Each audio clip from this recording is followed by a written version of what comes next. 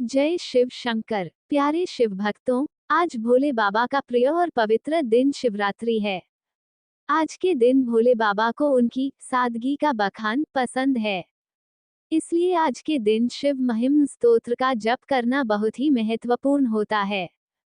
जो भी भक्त आज के दिन शिव महिम का पाठ करता या सुनता है, उस भक्त पर शिव जी विशेष कृपा करते हैं, उसके सभी मनोरथ पूर्ण करते हैं। साथ ही यह स्तोत्र आपके अंदर के डर को खत्म करता है, समस्त पापी भावनाओं और अवगुण को उन्हें मिटाता है। ये स्तोत्र शिव के प्रति भक्त के प्रेम की अभिव्यक्ति करता है। इससे सुनने मात्र से ही 11 शिवरात्रि व्रतों के जितना पुण्य प्राप्त होता है। तो आइए प्यारे शिव भक्तों, मिलकर भगवान शिव महिम स्तोत्र की महिमा को सुनते हैं। भक्तों, शिव महिमा स्तोत्र की रचना पुष्पदंत नाम के एक गंधर्व ने की थी। पुष्पदंत स्वर्गलोक में वास करते थे। उनके पास अदृश्य होने और उड़ने की दैवीय शक्ति थी। कहते हैं कि उनकी ये दिव्य शक्ति उन्हें महाकाल की कृपा से प्राप्त हुई थी। दरअसल वे भगवान शिव के भक्त थे और उन्हीं की स्तुति में उन्होंने शिव महिम स्तोत्रम की रचना की थी। उनकी गायन शैली महान थी। अपनी इसी उच्च कोटि की गायन शैली के कारण वह इंद्रदेव के राज दरबार में दिव्य गायक के रूप में नियुक्त थे। शिव महिमा स्तोत्र में पुष्पदंत ने भगवान शिव की महिमा का बखान किया है। हिंदू धार्मिक मान्यता के अनुसार ऐसा कहा जाता है कि भगवान शिव सबसे शीघ्र प्रसन्न होने वाले देवता हैं। उनकी आराधना भी सरल है, लेकिन यदि भोलेनाथ को क्रोध आ जाए तो वह अपने तीसरे नेत्र से सब कुछ नष्ट कर सकते हैं। इसलिए ही उन्हें इस सृष्टि का महाकाल भी कहते हैं। भक्तों, एक बार पुष्पदंत पृथ्वी लोक पर विचरण के लिए आए। पुष्पदंत को विभिन्न प्रकार के पुष्पों से बड़ा लगाव था। विचरण करते हुए पुष्पदंत राजा चित्रार्थ राज्य में पहुंचे। वहां उन्होंने राजा के बगीचे में नए नए प्रकार के बेहद सुंदर पुष्प देखे। इन रंग बिरंगे सुंदर पुष्पों को देखकर पुष्पदंत के मन में उन्हें तोड़कर स्वर्गलोक ले जाने की इच्छा जगी। हालांकि वह जानते थे कि यह एक तरह की चोरी है, लेकिन इसके बावजूद भी वह सुंदर फूलों को देखकर खुद को रोक नहीं पाए और फूलों को तोड़कर उन्हें अपने साथ ले गए। और फिर इसी तरह रोज ही पुष्पदंत फूल तोड़कर स्वर्ग ले जाने लगे। उधर चित्रार्थ स्वयं भगवान शिव के भक्त थे। वह अपने बगीचे के पुष्पों से शिव की आराधना करते थे। लेकिन जब उन्होंने बगीचे में पुष्पों की होती कम संख्या को देखा तो उन्होंने अपने सैनिकों से पूछा कि वो कौन है जो हमारे पुष्पों को चुरा कर ले जा रहा है। सैनिक उनके प्रश्न का उत्तर बताने में असमर्थ थे, क्योंकि बगीचे की रक्षा में उन्होंने अपने सैनिक लगा तो जरूर रखे थे, लेकिन पुष्पदंत को अदृश्य होने की शक्ति प्राप्त थी, जिस वजह से सैनिक उन्हें देख ही नहीं पाते थे। ऐसे में चित्रार्थ ने भगवान शिव की पूजा करते हुए उनसे कहा कि हे भोलेनाथ, अब आप ही उस फूल चोरी करने वाले को दंडित कीजिए। और साथ ही चित्रार्थ न को पुष्पदंत को पकड़ने की एक चाल सूझी। उन्होंने सूखे बेल पत्रों को बगीचे में बिछवा दिया, जिससे कि पुष्पदंत फूल तोड़ने आए और उसके पैरों की आवाज से उसे पकड़ा जा सके। उधर पुष्पदंत अदृश्य होकर पुष्प तोड़ने के लिए आए तो उनके पैर बेल के पत्तों पर पड़े। जैसे ही उनके पैर बेल पत्र में पड़े, कैलाश पर्वत में ध्यान कर रहे भगवान शिव को पता चल गया। उन्होंने अपनी दिव्य दृष्टि से देखा कि ये दुस्साहस कोई मनुष्य नहीं, बल्कि स्वर्गलोक का एक गंधर्व कर रहा है। उन्होंने तुरंत ही पुष्पदंत की दिव्य शक्तियों को छीन लिया, लेकिन पुष्पदंत को ये मालूम न था। इसलिए वे निडर होकर बगीचे के फूल तोड़ते रहे। तभी सैनिकों ने उन्हें पकड़ लिया। तब उन्हें ये एहसास हुआ कि मेरी शक्ति भगवान शिव ने छीन ली है। चित्रार्थ ने उन्हें कारागार में डलवा दिया। इसके पश्चात पुष्पदंत ने उसी कारागार में उन्होंने भव महिमा स्तोत्र की रचना की और अपने पाप का प्रायश्चित किया। भगवान शिव उनके इस स्तोत्र से प्रसन्न हुए और उन्होंने पुनः उसकी दिव्य शक्ति लौटा दी। इसके बदले पुष्पदंत ने भी राजा से अपने कृत्य के लिए क्षमा मांगी और राजा ने पुष्पदंत को कारागार से मुक्त कर दिया। आइए अब सुनते हैं कि पुष्पदंत ने शिव की महिमा कैसे कही है। पुष्पदंत कहते हैं कि हे प्रभु, बड़े बड़े विद्वान और योगी जन आपकी महिमा को नहीं जान पाए, तो मैं तो एक साधारण बालक हूँ, मेरी क्या गिनती। लेकिन हे प्रभु, क्या आपकी महिमा को पूर्णतया जाने बिना आपकी स्तुति नहीं हो सकती? मैं ये नहीं मानता, क्योंकि अगर ये सच है तो फिर ब्रह्मा की स्तुति भी व्यर्थ कहलाएगी। मैं तो ये मानता हूँ कि सबको अपनी मति अनुसार स्तुति करने का अधिकार है। इसलिए हे भोलेनाथ, आप कृपया मेरे हृदय के भाव को देखें और मेरी स्तुति को स्वीकार करें। आपकी व्याख्या न तो मन न ही वचन द्वारा संभव है। आपके संदर्भ में वेद भी अचंभित हैं तथा नेति नेति का प्रयोग करते हैं, अर्थात ये भी नहीं और वो भी नहीं। आपकी महिमा और आपके स्वरूप को पूर्णतया जान पाना असंभव है, लेकिन जब आप साकार रूप में प्रकट होते हैं तो आपके भक्त आपके स्वरूप का वर्णन करते नहीं थकते। ये आपके प्रति उनके प्यार और पूज्य भाव का परिणाम है। हे वेद और भाषा के सृजक, आपने अमृतमय वेदों की रचना की है। इसलिए जब देवों के गुरु बृहस्पति आपकी स्तुति करते हैं तो आपको कोई आश्चर्य नहीं होता। मैं भी अपनी मति अनुसार आपके गुणानुवाद करने का प्रयास कर रहा हूँ। मैं मानता हूँ कि इससे आपको कोई आश्चर्य नहीं होगा, मगर मेरी वाणी इससे अधिक पवित्र और लाभान्वित अवश्य होगी। मूर्ख लोग अक्सर तर्क करते रहते हैं कि ये सृष्टि की रचना कैसे हुई, किसकी इच्छा से हुई, किन वस्तुओं से उसे बनाया गया इत्यादि। उनका उद्देश्य लोगों में भ्रांति पैदा करने के अलावा कुछ नहीं है। सच पूछो तो ये सभी प्रश्नों के उत्तर आपकी दिव्य शक्ति से जुड़े हैं और मेरी सीमित बुद्धि से उसे व्यक्त करना असंभव है। हे परमपिता, आपको पाने के लिए अनगिनत मार्ग है, सांख्य मार्ग, वैष्णव मार्ग, शैव मार्ग, वेद मार्ग आदि। लोग अपनी रुचि के अनुसार कोई एक मार्ग को पसंद करते हैं, मगर आखिरकार ये सभी मार्ग, जैसे अलग अलग नदियों का पानी बहकर समुद्र में जाकर मिलता है, वैसे ही आप तक पहुँचते हैं। सचमुच, किसी भी मार्ग का अनुसरण करने से आपकी प्राप्ति हो सकती है। आपके भृकुटी के इशारे मात्र से सभी देवगण ऐश्वर्य एवं संपदाओं का भोग करते हैं, पर आपके स्वयं के लिए सिर्फ कुल्हाड़ी, बैल, व्याघ्र चर्म, शरीर पर भस्म तथा हाथ में खप्पर खोपड़ी। इससे ये फलित होता है कि जो आत्मानंद में लीन रहता है वो संसार के भोग पदार्थों में नहीं फंसता। इस संसार के बारे में विभिन्न विचारकों के भिन्न भिन्न मत हैं। कोई इसे नित्य जानता है तो कोई इसे अनित्य समझता है। लोग जो भी कहें, आपके भक्त तो आपको हमेशा सत्य मानते हैं और आपकी भक्ति में आनंद पाते हैं।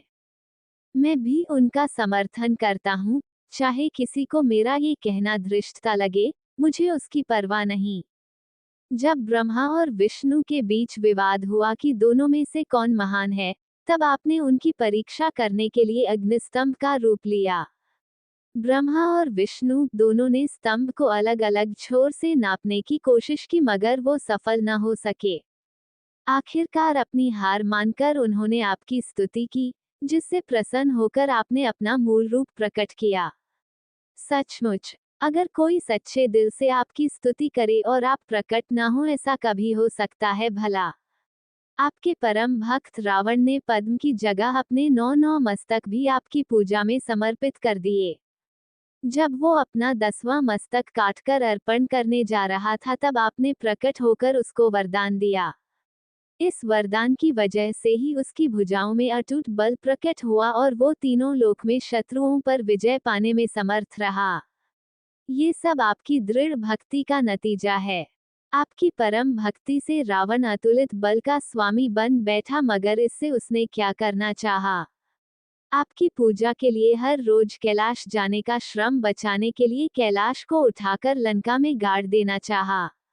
जब कैलाश उठाने के लिए रावण ने अपनी भुजाओं को फैलाया, तब पार्वती भयभीत हो उठी। उन्हें भयमुक्त करने के लिए आपने सिर्फ अपने पैर का अंगूठा हिलाया तो रावण जाकर पाताल में गिरा और वहां भी उसे स्थान नहीं मिला। सचमुच, जब कोई आदमी अधिकृत बल या संपत्ति का स्वामी बन जाता है तो वो उसका उपभोग करने में विवेक खो देता है। आपकी कृपा मात्र से ही बाणासुर दानव इंद्रादि देवों से भी अधिक ऐश्वर्यशाली बन गया तथा तीनों लोकों पर राज्य किया। हे ईश्वर, जो मनुष्य आपके चरण में श्रद्धा भक्ति पूर्वक शीश रखता है, उसकी उन्नति और समृद्धि निश्चित है। जब समुद्र मंथन हुआ तब अन्य मूल्यवान रत्नों के साथ महाभयानक विष निकला, जिससे समस्त सृष्टि का विनाश हो सकता था। लेकिन आपने बड़ी कृपा करके उस विष का पान किया। विषपान करने से आपके कंठ में नीला चिन्ह हो गया और आप नीलकंठ कहलाए। परंतु हे प्रभु, क्या ये आपको कुरूप बनाता है? कदापि नहीं, ये तो आपकी शोभा को और बढ़ाता है। जो व्यक्ति दूसरों के दुख दूर करता है, उसमें अगर कोई विकार भी हो तो भी वो पूजा का पात्र बन जाता है। कामदेव के वार से कभी कोई भी नहीं बच सका, चाहे वो मनुष्य हो, देव या दानव हो। पर जब कामदेव ने आपकी शक्ति समझे बिना ही आपकी ओर अपने पुष्प बाण को साधा तो आपने उसे तत्क्षण ही भस्म कर दिया। श्रेष्ठ जनों के अपमान का परिणाम हितकर नहीं होता। जब संसार के कल्याण हेतु आप तांडव करने लगते हैं तब समग्र सृष्टि भय के मारे कांप उठती है। आपके पद प्रहार से पृथ्वी अपना अंत समीप देखती है, ग्रह नक्षत्र भयभीत हो उठते हैं। आपकी जटा के स्पर्श मात्र से स्वर्ग लोक व्याकुल हो उठता है और आपकी भुजाओं के बल से वैकुंठ में खलबली मच जाती है। हे महादेव, आश्चर्य ही है कि आपका बल अतिशय कष्टप्रद है। गंगा नदी जब मंदाकिनी के नाम से स्वर्ग से उतरती है तब नभोमंडल में चमकते हुए सितारों की वजह से उसका प्रवाह अत्यंत आकर्षक दिखाई देता है, मगर आपके सिर पर सिमट जाने के बाद तो वह एक बिंदु समान दिखाई पड़ती है। बाद में जब गंगा जी आपकी जटा से निकलती है और भूमि पर बहने लगती है तब बड़े बड़े द्वीपों का निर्माण करती है। ये आपके दिव्य और महिमावान स्वरूप का ही परिचायक है। आपने तारकासुर के पुत्रों द्वारा रचित 3 नगरों का विध्वंस करने हेतु पृथ्वी को रथ, ब्रह्मा को सारथी, सूर्य चंद्र को 2 पहिए, मेरु पर्वत का धनुष बनाया और विष्णु जी का बाण लिया। हे शंभु, इस वृहत प्रयोजन की क्या आवश्यकता थी? आपके लिए तो संसार मात्र का विलय करना अत्यंत ही छोटी बात है। आपको किसी सहायता की क्या आवश्यकता? आपने तो केवल अपने नियंत्रण में रही शक्तियों के साथ खेल किया था, लीला की थी। जब भगवान विष्णु ने आपकी सहस्र कमलों एवं सहस्र नामों द्वारा पूजा प्रारंभ की तो उन्होंने एक कमल कम पाया। तब भक्ति भाव से विष्णु जी ने अपनी एक आंख को कमल के स्थान पर अर्पित कर दिया। उनकी इसी अदम्य भक्ति ने सुदर्शन चक्र का स्वरूप धारण कर लिया, जिसे भगवान विष्णु संसार रक्षार्थ उपयोग करते हैं। हे प्रभु, आप तीनों लोक स्वर्ग, पृथ्वी और पाताल की रक्षा के लिए सदैव जागृत रहते हो। यज्ञ की समाप्ति होने पर आप यज्ञकर्ता को उसका फल देते हो। आपकी उपासना और श्रद्धा बिना किया गया कोई कर्म फलदायक नहीं होता। यही वजह है कि वेदों में श्रद्धा रख के और आपको फलदाता मानकर हर कोई अपने कार्यों का शुभारंभ कर सकता है। यद्यपि आपने यज्ञ कर्म और फल का विधान बनाया है, यद्यपि जो यज्ञ शुद्ध विचारों और कर्मों से प्रेरित न हो और आपकी अवहेलना करने वाला हो, उसका परिणाम कदाचित विपरीत और अहितकर ही होता है। इसलिए दक्ष प्रजापति के महायज्ञ यज्ञ को, जिसमें स्वयं ब्रह्मा तथा अनेकानेक देवगण तथा ऋषि मुनि सम्मिलित हुए, आपने नष्ट कर दिया, क्योंकि उसमें आपका सम्मान नहीं किया गया। सचमुच, भक्ति के बिना किए गए यज्ञ किसी भी यज्ञकर्ता के लिए हानिकारक सिद्ध होते हैं। एक बार प्रजापिता ब्रह्मा अपनी पुत्री पर ही मोहित हो गए। जब उनकी पुत्री ने हिरनी का स्वरूप धारण कर भागने की कोशिश की तो कामातुर ब्रह्मा भी हिरण भेष में उसका पीछा करने लगे। हे शंकर, तब आपने व्याघ्र स्वरूप में धनुष बाण ले ब्रह्मा को मार भगाया। आपके रौद्र रूप से भयभीत ब्रह्मा आकाश दिशा में अदृश्य अवश्य हुए, परंतु आज भी वह आपसे भयभीत हैं। जब कामदेव ने आपकी तपस्या में बाधा डालनी चाहिए और आपके मन में पार्वती के प्रति मोह उत्पन्न करने की कोशिश की, तब आपने कामदेव को तृणवत भस्म कर दिया। अगर तत्पश्चात भी पार्वती ये समझती है कि आप उन पर मुग्ध है, क्योंकि आपके शरीर का आधा हिस्सा उनका है, तो ये उनका भ्रम होगा। सच पूछो तो हर युवती अपनी सुंदरता पे मुग्ध होती है। आप शमशान में रमण करते हैं, भूत प्रेत आपके मित्र हैं, आप चिता भस्म का लेप करते हैं तथा मुंडमाल धारण करते हैं। ये सारे गुण ही अशुभ एवं भयावह जान पड़ते हैं।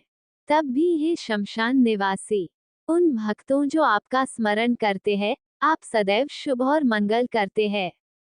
पुष्पदंत के कमल रूपी मुख से उदित, पाप का नाश करने वाली भगवान शंकर की अति प्रिय ये स्तुति, जो भी इसका जो पाठ करेगा, गान करेगा या उसे सिर्फ सुनेगा, तो भोलेनाथ शिव उन पर अवश्य प्रसन्न होंगे, उनकी हर इच्छा पूरी करेंगे। जय भोलेनाथ। जो भी इस पवित्र स्तोत्र का दिन में 1, 2 या 3 बार पाठ करता है, वह सर्व प्रकार के पाप से मुक्त हो जाता है।